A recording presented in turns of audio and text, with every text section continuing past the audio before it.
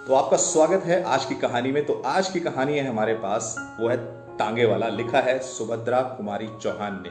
तो कुछ दशक या कह लीजिए मतलब सेंचुरी पुरानी कहानी है, लिखी हुई उस पृष्ठभूमि पर लिखी हुई है। तो आइए सुनते हैं कहानी तांगे वाला। गर्मी की लंबी छुट्टियां प्रारंभ हो चुकी थी। मेरे कुछ मित्रों ने इन गर्मी की छुट्टियों में कश्मीर जाना तय किया था और इस प्रस्ताव को सबसे अधिक समर्थन मैंने ही दिया। हम लोग जाने की पूरी तैयारी कर चुके थे कि अचानक यात्रा के 2 दिन पहले मेरे एक मित्र रामकृष्ण का एक आवश्यक पत्र आया। इस पत्र के अनुसार मुझे अपनी कश्मीर यात्रा स्थगित करनी पड़ी। मैं अपने मित्र से मिलने उसके गांव की ओर चल पड़ा। जिस स्टेशन पर उतरना था, गाड़ी वहां दोपहर 1 बजे पहुंची। चिलचिलाती धूप, लू की लपट और कच्ची सड़क की धूल, मेरा गांव तक जाने का साहस न हुआ। मैंने सोचा शाम को जाना ठीक होगा। तांगे वाले कम थे और उतरने वाले और भी कम। तांगे वाले सवारी लेकर चल पड़े। खाली तांगे वाले भी चलने का उपक्रम कर रहे थे कि एक अच्छा सा तांगा घोड़ा देखकर मैंने उसे बुलाया। तांगे वाले ने आकर सलाम किया। मैंने कहा, देखो भाई, मुझे गांव जाना है, पर मैं अभी इस धूप में ना जाऊंगा। शाम को 5 बजे करीब जाऊंगा। तुम ठहरोगे? हाँ हजूर, ठहरूंगा। किराया क्या होगा? हजूर, जो आप खुशी से दे दें। अरे खुशी की बात नहीं, रेट क्या है वो बताओ। 23 मील है हजूर। आप दूसरों से पूछ लीजिए, 5 रुपए पूरे तांगे के होते हैं, फिर चाहे एक सवारी हो या 3। अरे पर मैं इतना ना दूंगा। इसीलिए तो मैंने कहा कि आप खुशी से जो दे दीजिए हजूर। मैंने उसे कुछ पैसे देकर वेटिंग रूम में चला गया। शाम के 6 बजे हम लोग खा पीकर और खाने का कुछ सामान साथ रखकर गांव की ओर रवाना हुए। वैसे तांगे वाला कहता था कि कोई 23 मील 2 घंटे में खुशी से ले जा सकता है, पर स्टेशन से आगे 2 मील के बाद ही कच्ची सड़क प्रारंभ हो चुकी थी, इसलिए देर लगेगी। मोटे साहब से हम 4 घंटे बाद गांव पहुंचेंगे। स्टेशन की सीमा समाप्त करते ही किसानों के साफ सुथरे लिपे पुते छोटे छोटे और हरे भरे खेत भी बड़े ही अच्छे लग रहे थे।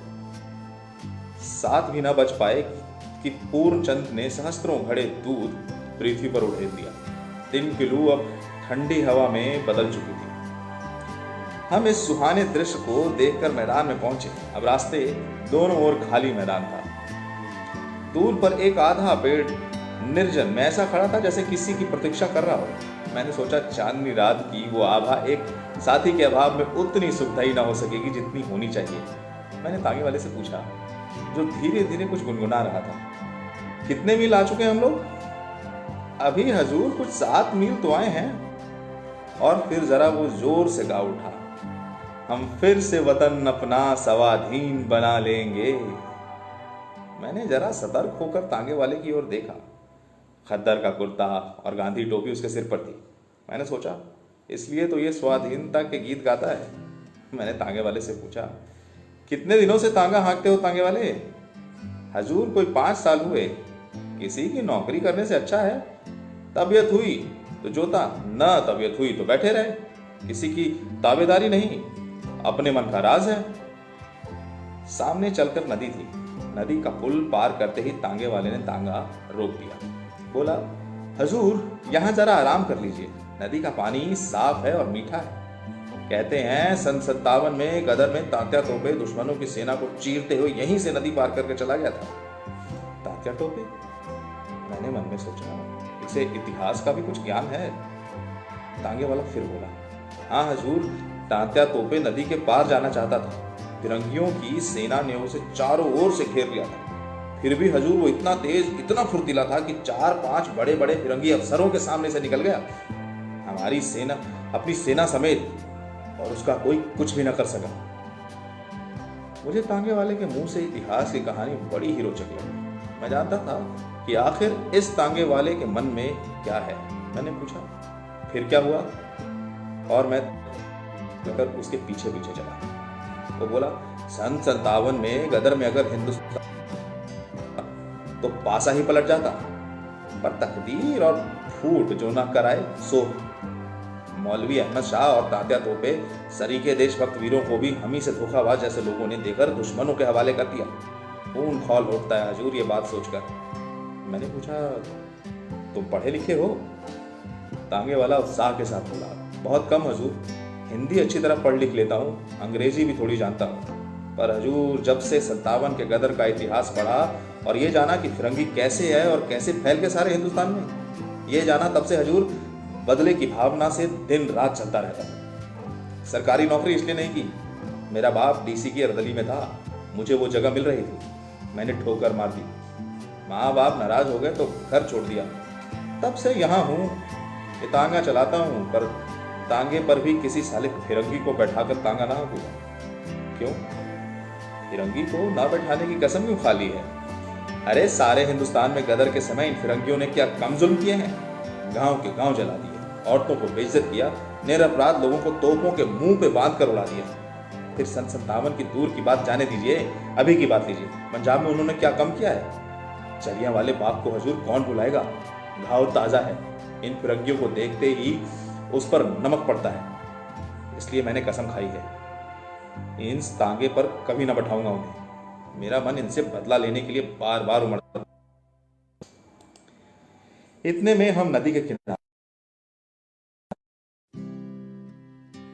पास ही एक दूसरी चट्टान पर तांगे वाला खड़ा था। उसने लोटा भर पानी लाकर मेरे पास रखा। मैंने कहा, नहीं जी तांगे वाले, मैं तो नदी में ही हाथ मुंह धोऊंगा, पर हाँ, तुम्हारे विचार तो क्रांतिकारियों जैसे हैं। तुम्हारा नाम क्या है? किसी क्रांतिकारी को जानते हो? मेरा नाम हजूर रामदास है। किसी क्रांतिकारी को जानता नहीं, नाम सुने हैं, उन लोगों के जीवन चरित्र पढ़े हैं, पर उन लोगों में भी मुखबिर बनने वालों की कमी नहीं हजूर। नहीं तो उन लोगों ने जब अब तक कुछ नहीं लिया होता। महात्मा गांधी के सत्याग्रह आंदोलन में भी बहुत दिनों तक शरीक रहा हूँ, 2 बार जेल भी होया हूँ हजूर, पर तबीयत नहीं मानती। मेरे अंदर तो जैसे कोई पुकार उठता है, गदर सन 57 का सीन एक बार दोहराया जाए, इन फिरंगियों से कसकर बदला लिया जाए, तभी हमारा और हमारे देश का उद्धार होगा। मैंने ले सकते हैं रामदास, सन 57 की बात और थी, तब हमारे पास हथियार थे, अब तो हम लोग बिल्कुल पंगु कर दिए गए हैं। हजूर यही तो बात है, तांगे वाला बोला। हमने जबान खोली और हमारे ही भाई बंधु हमें गिरफ्तार करने पहुंचे, हमारे ही में से हमें सजा सुनाने वाले आए, हम ही में से हम पर पहरा रखने लगे। अगर यही हम सब एक होकर एक साथ काम करें तो हजूर हथियार उठाने का भी काम नहीं, हमारा स्वराज्य हमारी मुट्ठी में जानिए। लेकिन 10 अगर सच्चे जी से काम करने लगे तो 20 धोखा देने के लिए तैयार रहेंगे। अगर हिंदुस्तानियों में एका ही होता ना, तो क्या मुट्ठी भर विदेशी हम पर शासन कर सकते? तांगे वाले ने दीर्घ सांस ली और हम दोनों उठकर नदी में हाथ मुंह धोने लगे। इसी समय बड़े करुण स्वर में किसी के गाने की आवाज सुनाई दी। हम गरीबों का खुदा नींद में सोया होगा, हम गरीबों का। थोड़ी देर बाद जिधर से गाने की आवाज आई थी, उधर से बिलक बिलक कर रोने की आवाज आने लगी। मैं चौंक कर देखने लगा। तांगे वाले ने बताया, हजूर एक पगली है, कभी कभी इधर दिख जाती है और अक्सर रात के समय गाती है, कभी रोती है, कभी हंसती है। कहते हैं सन 57 के गदर के समय सम्राट बहादुर शाह को जब कैद किया गया था और उनके शहजादों को मार डाला था, तब उनके महल में कुछ बेगमें कीमती जेवर इत्यादि छीन लेने के बाद दर दर फिरने के लिए छोड़ दी गई। ये पगली उन्हीं में से कोई है। फटे कपड़े, पर इस गरीबी में भी हजूर उसकी चाल चितवन बातचीत सब शाही ढंग का है। वो मामूली औरत नहीं जान पड़ती। मैंने तांगे वाले से कहा, तुम उस औरत को बुलाओ, मैं उससे बात करूंगा। तांगे वाला बोला, वो किसी से नहीं बोलती हजूर, ना किसी की तरफ देखती है, कहाँ रहती है, क्या खाती पीती है, कोई नहीं जानता।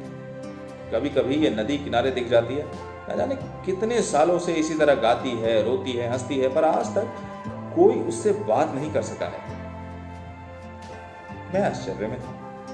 खैर, खाना खाकर हाथ मुंह धोकर हम लोग फिर तांगे पर आए। तांगे वाला ना जाने कितनी बातें मुझे बतलाता चला गया। शुरू में तांगे पर बैठकर मैं एक साथी का अभाव अनुभव कर रहा था, लेकिन ये 23 मील कब खत्म हो गए मैं जान भी ना पाया। गांव में यही गांव है, किसके मकान पर चलना है? तब मैंने जाना कि 23 मील की यात्रा समाप्त हो गई है। तो ये थी कहानी टांगे वाला, लिखा था सुमंत्रा कुमारी चौहान ने। तो आपको ये कहानी कैसी लगी नीचे कमेंट बॉक्स में लिख के ज़रूर बताइएगा।